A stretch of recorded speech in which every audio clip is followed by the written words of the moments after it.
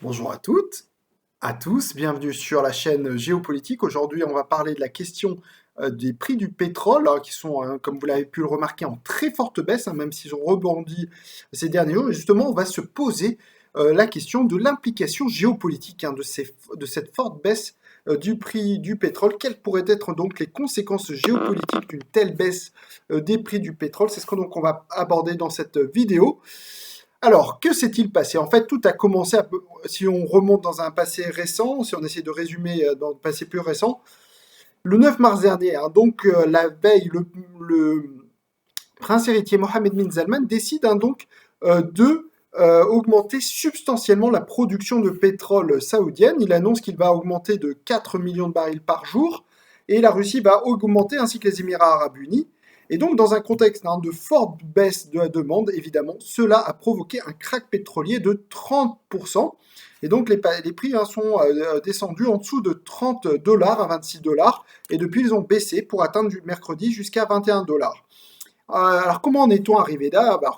Il faut comprendre qu'actuellement, il y a une très forte baisse de la demande de pétrole qui est sans doute historique, du jamais vu, puisqu'on parle de 20 millions de barils de demande en moins actuellement. Donc il faut savoir qu'habituellement, en temps normal, jusqu'à maintenant environ, la consommation de barils de pétrole se situait aux environs de 98 à 100 millions de barils par jour. Et donc une baisse de 20%, cela signifie en clair une baisse en valeur absolue de 20 millions de barils par jour. C'est absolument énorme. Cela signifie que désormais, le plus offrant en termes de prix, est celui qui va pouvoir vendre son pétrole. Et c'est bien pour ça que donc beaucoup de vendeurs actuellement vendent en dessous en réalité de ce prix de référence qui est déjà très bas, mais qui est trop haut en fait pour actuellement le vendre en raison de cette surabondance, suroffre du pétrole par rapport à la demande. Et donc, j'ai pu lire que beaucoup vendent à des prix dérisoires, autour de 14 à 16 dollars, donc ce qui n'est absolument pas suffisant pour, si vous voulez, équilibrer les budgets nationaux, que ce soit en Irak, en Algérie, à Oman. Mais l'Arabie Saoudite est quand même dans une situation différente, car c'est le seul pays qui a un tel levier au sein de l'OPEC, marge pour pouvoir augmenter sa production substantiellement. Et face donc à des prix très bas, elle a décidé d'augmenter sa production, elle a augmenté sa production substantiellement au cours des derniers jours et a même chargé, pour vous donner une idée, 18 millions de barils par jour, donc mercredi, et donc a affrété 15 tankers pour justement transporter ces 18 millions de barils. Et ce qui se passe, c'est qu'aujourd'hui, l'Arabie Saoudite prend toutes les parts du marché, prend la part du lion au sein du marché pétrolier et face à d'autres pays qui n'arrivent plus à vendre leur pétrole.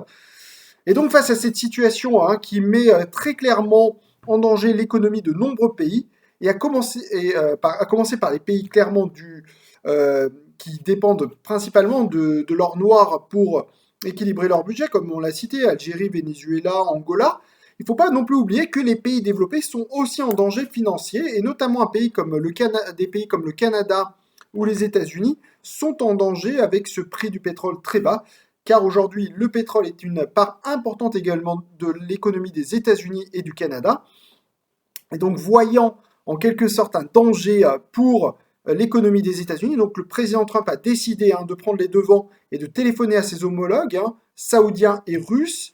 À l'issue de ces deux entretiens qu'il a eus, il a donc annoncé qu'un accord a été trouvé pour une réduction substantielle de la production de pétrole de l'ordre de 15 millions de barils par jour. C'est absolument sans précédent une telle baisse de production, puisqu'en général on baissait de plutôt 2, 3, 4 millions, et là on baisserait de 15 millions, ce qui signifierait qu'en fait les 18 à 20 millions de barils en moins de demande seraient en partie compensés, mais il reste à savoir les détails de cet accord, comment va être répartis ces 15 millions de barils par jour, car la faille de l'accord, en tout cas de cette annonce du président des États-Unis, est que les États-Unis eux-mêmes ne sont pas impliqués dans cet accord et ne prévoient pas de baisse de production des producteurs de gaz de schiste états-uniens. Et donc, ça veut dire que la charge de la baisse repose sur les autres producteurs, et en particulier, il semblerait, d'après les informations qu'on ait, que ça repose principalement sur l'Arabie Saoudite, qui devrait donc baisser de 8 millions de barils par jour selon cet accord. Ça veut dire qu'en gros, on lui demanderait de revenir en dessous de 10 millions de barils, voire plutôt à 8 millions de barils par jour. En gros, elle reviendrait à ses niveaux de production qu'elle avait jusqu'à maintenant, qui étaient de 7 à 8 millions de barils par jour. Or, ceci semble tout de même peu réaliste, car avec un prix aussi bas du pétrole auquel elle le vend, autour de 10 dollars, 10 à 15 dollars, vendre 8 millions de barils par jour, ceci créerait des difficultés financières très importantes, hein, pour l'Arabie Saoudite.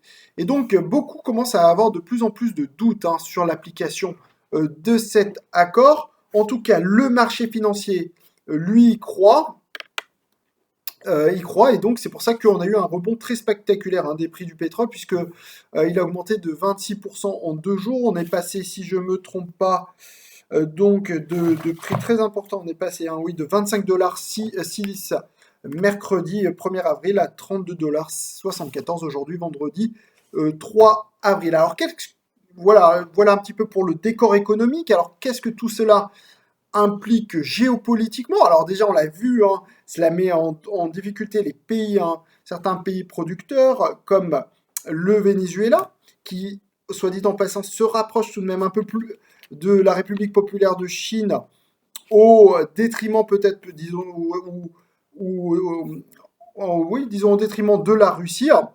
Euh, et donc, puisque on voit qu'aujourd'hui, c'est la Chine qui semble prendre le relais de la Russie, puisque Rosneft a vendu sa part, et donc on voit de nombreux changements de stratégie, hein, des acteurs du fait de cette baisse des pétroles. Donc, rapprochement entre le Venezuela et la République populaire de Chine. Également, on sent une sorte de distanciation entre l'Arabie Saoudite et les États-Unis, malgré cet accord qui a été trouvé avec le président Trump et qui reste à concrétiser.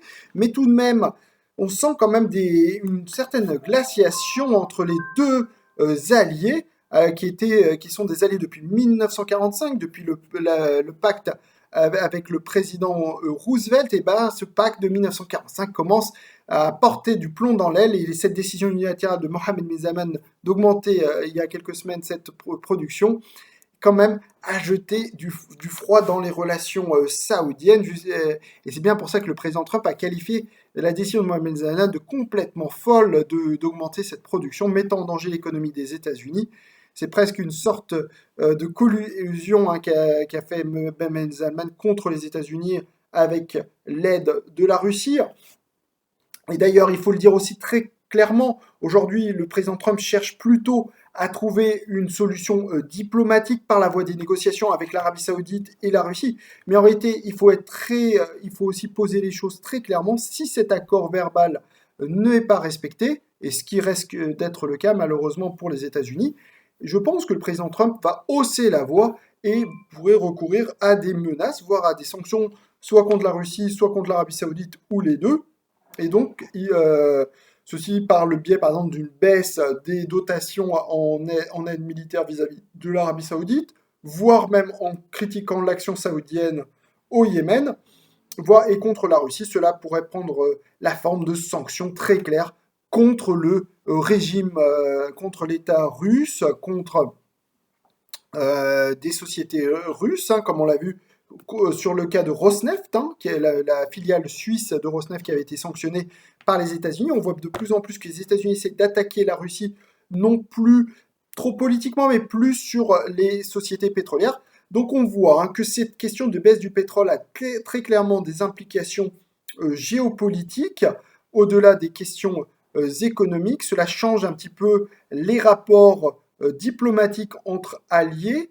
En tout cas, pour l'instant, encore une fois, c'est la voie des négociations qui est privilégiée. D'ailleurs, lundi aura lieu, hein, une réunion inédite entre membres de l'OPEC et non membres de l'OPEC, mais de façon beaucoup plus large, puisqu'elle inclura cette fois-ci les États-Unis et le Canada, ainsi que l'Azerbaïdjan, alors que tous ces pays ne participaient jamais à des négociations directement avec l'OPEC, et pour la première fois, donc, les États-Unis, le Canada, l'Azerbaïdjan, pour ne citer que. Également, je crois que la Norvège également vont participer à ces négociations lundi pour justement trouver un accord. Et c'est dire que le fait que l'OPEC, les États-Unis discutent avec l'OPEP est, je crois, une décision historique, mais la particularité également, la situation économique mondiale dans laquelle on vit, qui est tout aussi historique, pousse à de tels choix, à des changements historiques dans les relations internationales et qui pourraient se concrétiser dans les prochaines semaines. En tout cas, c'est ce qu'on suivra sur cette chaîne géopolitique.